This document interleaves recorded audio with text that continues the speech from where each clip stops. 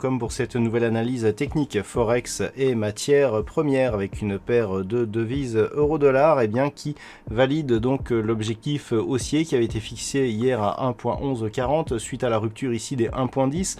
On peut d'ailleurs constater que suite à cette rupture, les cours sont bien revenus ici sur cette ancienne zone de résistance pour la valider en tant que support. On a poursuivi donc la dynamique et donc à peine ici un contact avec cette zone des 1.1140, on revient ici sur une petite phase de consolidation. Alors ce n'est pas un hasard si on vient sur cette zone avait déjà été le théâtre d'un retournement ici. On voit très bien ici sur cette phase. Donc pour l'instant, d'un point de vue moyen terme, on ne reste pas sur un retournement de dynamique. Vous voyez qu'on peut avoir ici ce que l'on considérerait presque comme une épaule tête-épaule. Bon, elle n'est pas très pure, donc on ne la validera pas comme telle. Mais le fait d'avoir ici de nombreux contacts sur cette zone des 1.1110, le fait d'avoir un retour sur ce niveau, pour l'instant valide un possible retournement de tendance, mais pour le confirmer, il faudrait dépasser désormais cette zone des 1.1140. Donc ça sera l'enjeu de la semaine prochaine. Actuellement, on est donc toujours sur une dynamique court terme qui est fortement haussière, qui navigue largement au-dessus de la moyenne mobile 20 exponentielle après de nombreux contacts ici sur la bande de Bollinger supérieure. Les indicateurs nous montrent une phase d'affaiblissement, c'est tout à fait logique vu la consolidation actuelle. Il n'y a pas de divergence pour l'instant. Donc tant que les cours ne repassent pas ici sous la moyenne mobile 20 exponentielle dans cette unité de temps H4, on reste dans une dynamique haussière qui pourrait être confirmée par une rupture de la zone des 1.1140. Si tel était le cas, le prochain objectif se situe ici sur cette zone horizontale des 1.1230.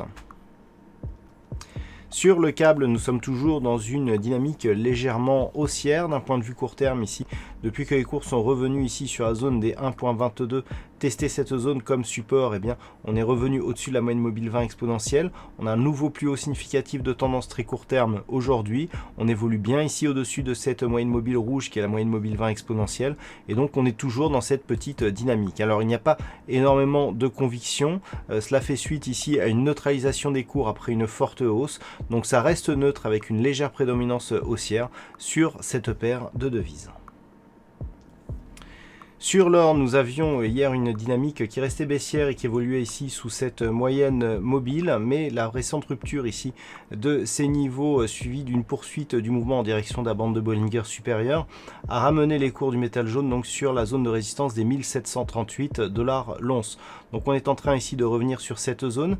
Si la rupture de ces niveaux venait à être effectuée dès la semaine prochaine, sur rupture donc des 1738, on pourrait retrouver une nouvelle dynamique qui pourrait porter les cours du métal jaune vers cet objectif de point haut ici qui se situe à 1765 $ l'once. Je rappelle qu'en cas de poursuite de ce mouvement, c'est bien la zone des 1790 qui fera office d'objectif dès la semaine prochaine. Et puis on termine cette analyse avec le WTI qui semble avoir trouvé sa zone d'équilibre après une forte hausse qui a emmené les cours du WTI ici à des niveaux proches des 10 $ le baril. On est remonté ici jusqu'à ces niveaux qui commencent à plafonner ici sous une zone de résistance intermédiaire à 34,50 $ le baril.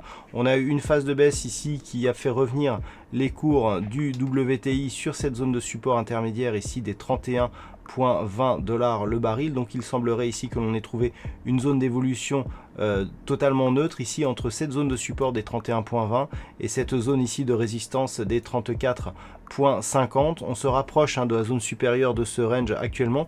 Une rupture haussière validerait la poursuite de la dynamique en direction de la prochaine résistance qui se situe ici à 35,50 $ le baril. Je rappelle qu'en cas de rupture ici de cette zone, nous aurions un signal technique assez important puisque c'est au-delà des 35,50 que nous avions eu ce fameux gap qui avait marqué le début d'une forte accélération baissière sur le WTI. C'était au début du mois de mars. Voilà donc ce que l'on peut dire sur cette analyse technique Forex et matières premières. Passez un bon week-end, on se retrouve dès la semaine prochaine pour d'autres analyses techniques, toujours sur le site boursicoté.com.